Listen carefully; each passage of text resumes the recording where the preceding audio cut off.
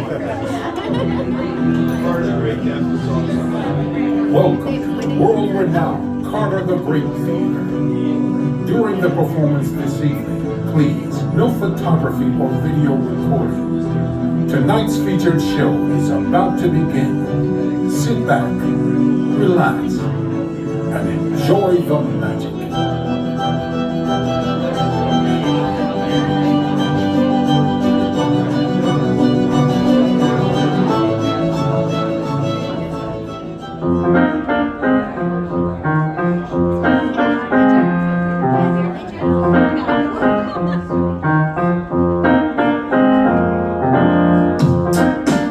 Our featured performer has entertained audiences on 6 continents, from the Hollywood Magic Castle to the London Palladium, with thousands of theaters, cruises, colleges, corporate and private events in between. Please welcome back to the House of Cards your Chief Impossibility Officer, Joe M. Turner. Oh my gosh! Good evening, everyone. Welcome to House of Cards. My name is Joe Turner. I am so thrilled that you're here in one of the great venues in the United States because the people who come to House of Cards, they come specifically because they love magic. And Nashville is so fortunate to have this venue. I know that I am all that's standing between you and Monday morning. So we're going to have a good time right now. When I was a kid, I wanted to learn how to do magic. And of course, I'm very well aware that my job for the next 25 minutes is to use magical skills to entertain and amaze and astound you. I'm going to do this with the skills and abilities that kept me from dating in high school. This is going to be really fun for you and kind of a tragic flashback for me. Maybe for you too, sir. We'll see how it goes. So I wanted to learn how to do magic. I was a kid, and the books all said you should start by getting a coin out of your mom's purse, maybe out of your dad's change, off the dresser. Just start by putting it on the back of your hand and open and close your hand to see if you can open and close your hand without dropping the coin. Now, there's not a lot going on here, but the point was to teach you about, spatial awareness and the musculature of your hand and a little bit about balance. And then the book said put it on the first finger, try to isolate the muscles in the second finger to grab the edge, pull it vertical, and let it flop over to the next finger. I know. And then do it with the next finger, and do it with the next finger. Yeah, the book said if you did this little exercise every day for 5 or 10 minutes, that over time it would get smoother and faster and faster and smoother, and that if you did it long enough, people would clap.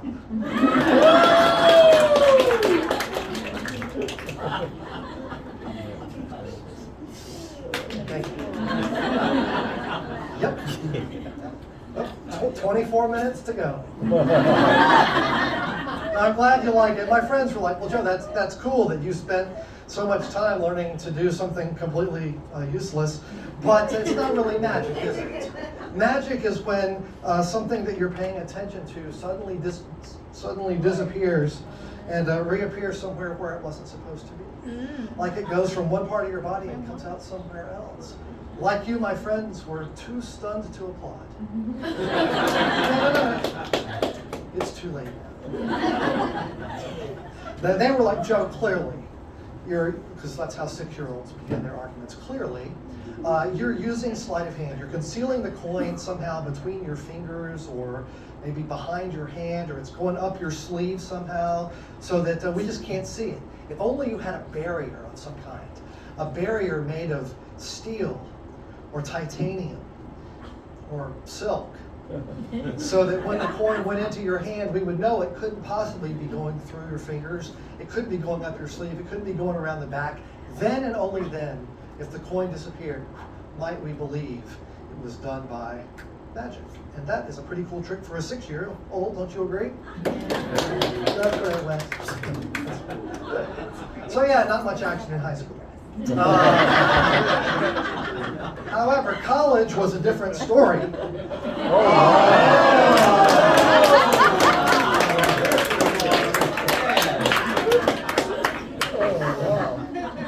Found the level of the room. So, In our short time together, I'm going to try to take you on a, let's say, a 40,000-foot tour of three of the main branches of the illusion arts. We're going to do some sleight of hand conjuring. We're maybe going to do a little mentalism, and if we have time at the end, then we'll try one other special thing when we get to it. But let's just start. I want to start by asking some of the gentlemen in the room, are any of you wearing a finger ring, like a wedding band, or a signet ring, or a class ring? Is there anyone, could I borrow a few of these from people in the room? We've got one right now. What's your name, sir? Eric? Is it Eric with a C or Eric with a K? Eric with a C. Well, it's nice to meet you, Eric with a C. I'm going to put that right on my finger so we don't lose it, but we're just friends. I want to misunderstand, and you got your companion with you. And then we see there was someone over here. We've got someone. Oh, hi there. What's your name? Rob. Rob? What's your wife's name? Fun bar. Are they judging you for volunteering your Yes, own? we are. I'm sorry? I didn't say any of that. Man, you're going to regret that so much if Greg gets back around. It reminds me of that Mitch Hedberg joke. You know, I don't have a girlfriend, but I've got a girl who would be mad to hear me say that. Is there one over here? What's your name, sir? Brent. All right. So we've got three different kinds of styles and metals, and we're going to use these, plus a little magic, to create a shared theatrical moment for all of us. For most of us in this room, this is going to be a magical metaphor for the deep importance of human connection. For three of us, it might become a moment where we realized we were going home with two different guys. This is going to be low tech. Let's just see if we can do it low tech.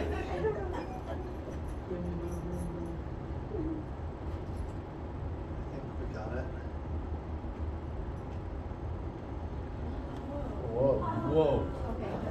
Okay, do you see That's insane. your ring physically linked onto the other band? Thank you for that applaud. I heard someone talking about there. That was Eric, you had the gold band.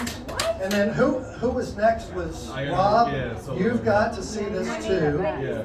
Yours was the gold one. His, Wow, that's nuts. Yeah. you see that on there? Yeah. Physically Yeah. linked. And then Brent. Do you see your ring physically linked onto the other two? You know, I will tell you, in some cultures in the world, when the shaman of the tribe breaks the laws of nature for the entertainment of the assemblage, the tribe responds by making noises with their hands. They bang them together. I've always we should totally appropriate that one. Let's see. I'm going to try. You had the gold band. You had the gold band. I'm going to try to get yours off first. I will tell you that last night I had a little trouble with this, and the guy with the hacksaw came in.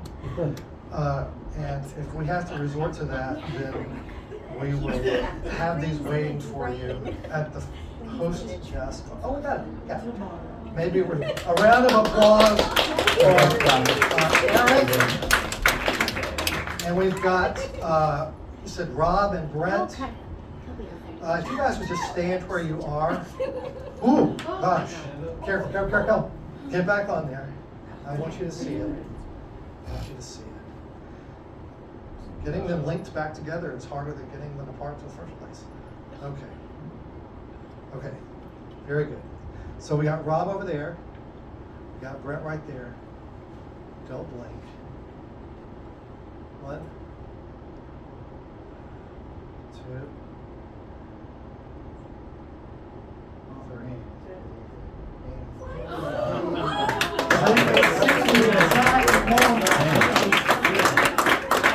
Hold on. I'm going to have you take the one you want.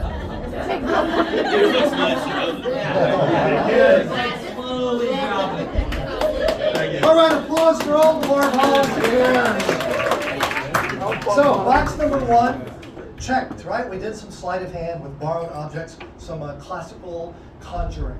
But I want to shift to a second branch of the illusion arts now. This is, instead of a visual experience, more of a psychological experience. If you watch TV, they call it mentalism, right? Or mind reading, that ESP kind of stuff. Now, I'll be honest with you. I'll be honest with you. You're gonna have to get your own show for that. I'll be honest with you. I don't really believe in mind reading. I mean, like specifically detailed mind reading. I've been married 29 years. Those two statements are related. But I will tell you that I do believe in strong theater. And I think that this mental challenge is very strong theater. It's the best premise I know of, because this is like the last bastion of privacy in our society. It's what you're thinking, and the idea that anybody could meddle around in there at all is a little nerve-wracking. So we're gonna play with it in a safe way. I'd like all the ladies now to think of a memory. I'm gonna give you some categories to work with, so you don't have to just, maybe you can remember when you were growing up, the first pangs of puppy love that you had for someone, maybe your first crush. You remember that person's first name. If you can think of that person's first name, just remember it.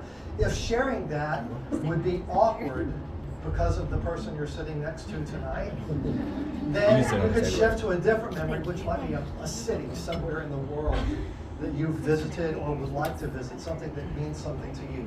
And if neither of those floats your boat, then maybe a gift that you received either as a child or for an important occasion like a graduation or something like that. So birthday presents or holidays or anything like that. I'm going to ask each of three people to just jot down the memory that you're thinking of. Would you be willing to help me with this? What's your name? Rebecca. Are you a CCA Rebecca or a KAH Rebecca? Very good. I always like to ask Rebecca. Thank you for that. And let's go to, how about the lady on the end right here? Yeah. If you'll just write down your memory on that. And you made eye contact. Congratulations. Very good. What's your name? Mackenzie. If you'll jot down your memory on there, and I didn't ask your name. Jen, are you a 1N or a 2N? 1N, Jen. All right. So the ladies are writing down their memory. Once you've jotted down either your first crush or the city you'd like to visit or a gift that you can remember receiving, fold the card in half and then fold it in half again so that the memory is on the inside. And I'm going to come back over to Rebecca, and I'll take the pen and just drop the card into my pocket, into the side pocket there, all the way to the bottom. Perfect. And who else is ready? Have we got Jen? Are you ready? Have you folded up your card yet, Jen? Hello. How about Mackenzie? Are you done? All right. Don't overthink this, Jen. All right. I'll just take the pen, and you just drop that into the side pocket. Very good. Drop it in the pocket. You got it? Jen, I'll take the pen, and if you'll just drop that in the pocket. Thank you very much. Okay, our ladies have contributed some items for us to use to explore some mentalism. I do need some help from this gentleman here. You guys okay? Oh, very good. Hold up one finger, and you're going to put that finger in the pocket all the way to the bottom. This pocket. And now just mix them up. Mix. And it looks like it's silly, but there's a very important reason for that. You can now remove your hand from my pocket, so thank you. The reason I asked him to do that is some people think, well, he watched where she put her card, and she put her card, and she put her card, and maybe he knows that hers is toward the front, toward the side. Now they're all in different locations based on the fact that you mixed them up. I'm going to take out one of these, and we're going to try to determine whose is whose using lie detection techniques. So here we go. I'm going to read the first memory, and I'm going to ask all three of these ladies if this is their memory. And they are all going to say no. They're all going to say no. No matter how I ask it, you're going to say no. That means two of them will be telling the truth, and one of them will be lying. And I'll try to identify who the liar is. Okay? So do you understand the rules? No matter how I ask it. Very good. So, I don't even know what this is, but I think it's New York City. I'm not sure. So, did you choose New York City? Did you choose New York City? Did you choose New York City? Did you choose New York City?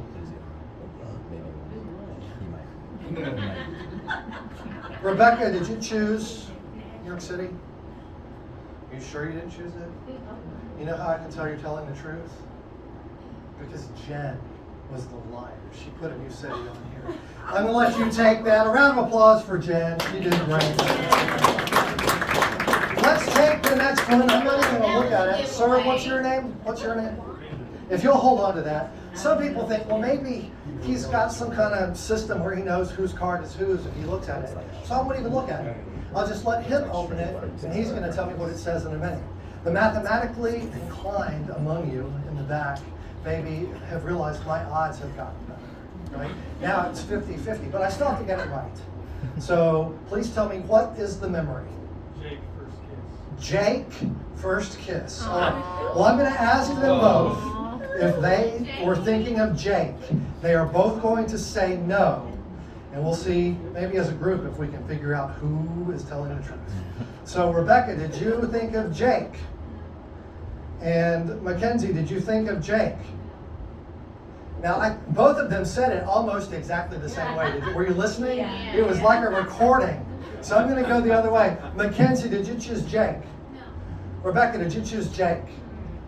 Okay, between those two, I think one person was overplaying the hand just a tiny little bit, trying to be too dismissive, and that would be Rebecca, as who chose Jake. So let's give this to Rebecca. If that is true, wave your hand in the air for real this time.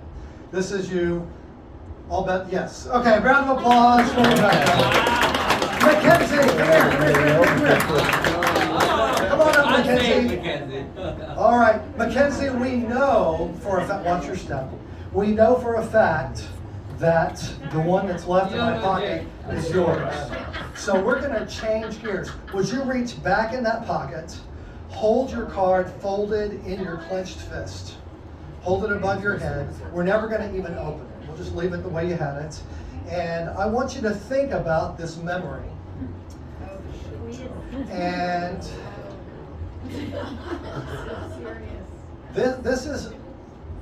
this, I will tell you, I'm not getting a person. I'm not getting a person in this, but I am getting, I'm not psychic, I'm doing it, let's see. Hold on. I don't believe in this, but let's just see. I am thinking that, is this a place that you've visited before, or is it a place that you would like to visit? You visited it before. Well, I will tell you that I was getting the sense that they do speak a different language in this place, and it is kind of a guttural language. And do you speak German? No. You know, but that's. What was the city you were thinking of? Heidelberg, Germany. I've never had anyone give me Heidelberg during this experience. But like I said, I told you I don't believe in mind reading. But I do believe in strong theater, which is why I wrote Heidelberg here. So a round of applause for the ladies. You can go back to your seat. Watch your step. I know Heidelberg was winning.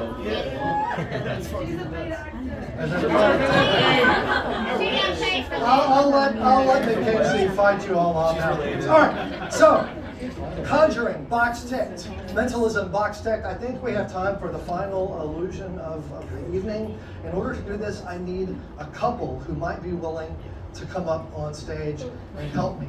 Are you volunteering, the two of your? What's your name, sir? Daryl and Arlisha. Do you mind coming up on stage to help me? All right, give them a big round of applause. Very good. Arlisha, if you'll come stand right over here, and please watch your step. And Daryl, if you'll come stand right over here, please watch your step. I'm digging this whole maroon and white ensemble. It's very good. That's all right. I'm gonna the third branch of the illusion arts that I'm going to demonstrate with the assistance of my friends Daryl and Arlisha is what we call escapology, the art of escape. And this is the kind of magic where people are confined in some way and they try to free themselves. It's going to be me. It's going to be me for crying out loud, right? But I just want you to relax. It's going to be me. But Arlisha, in order to do this, I need some freedom of movement. So with your permission, may I remove my jacket? Well, I was raised in Mississippi. I was raised to ask before you do that. So, and I will also say, ladies, as the jacket comes off, please resist the urge to rush, as happens. Yeah.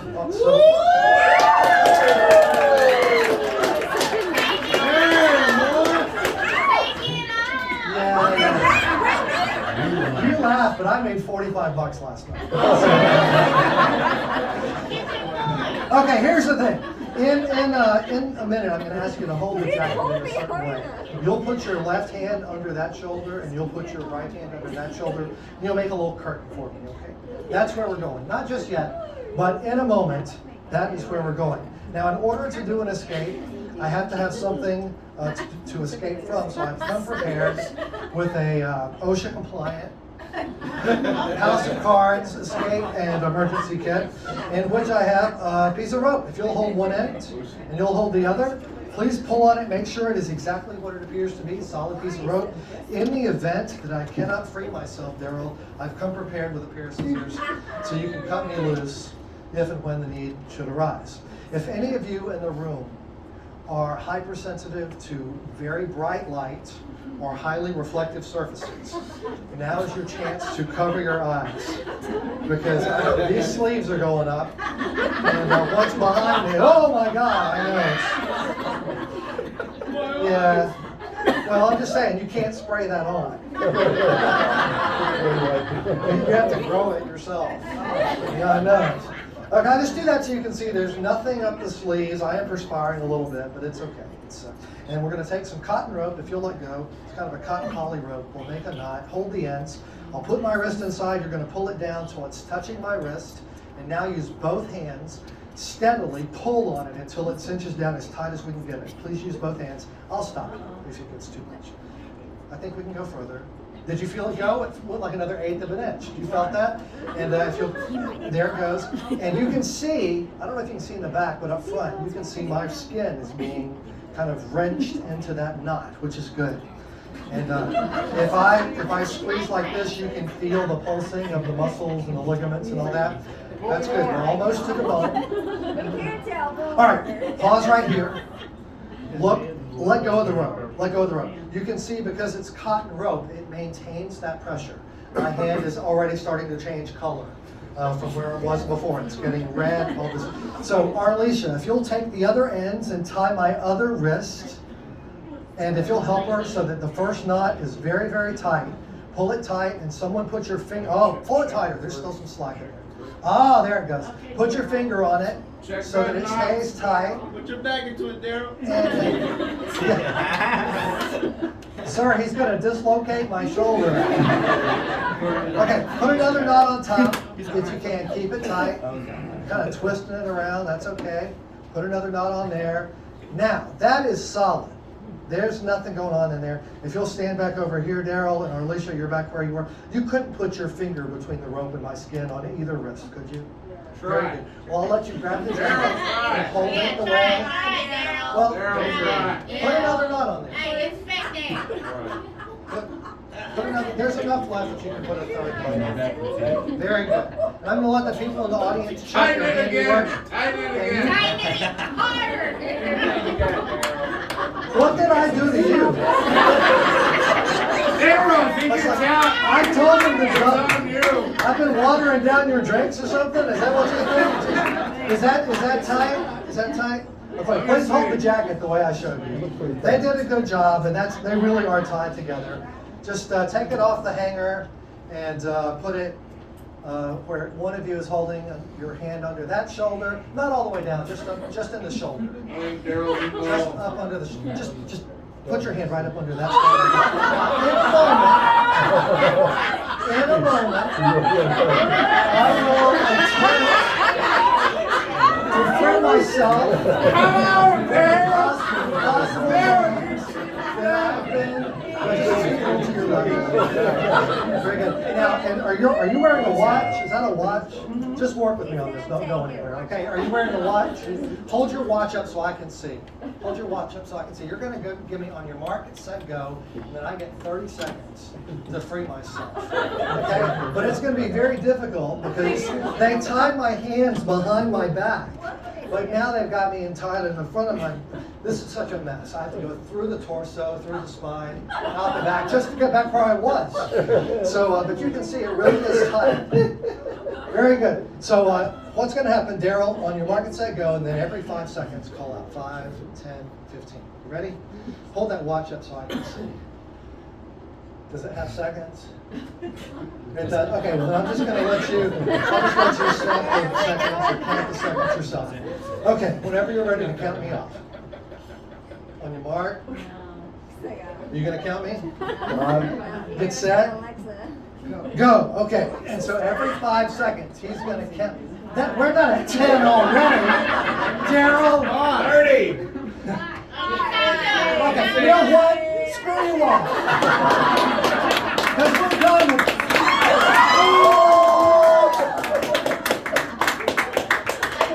Alicia.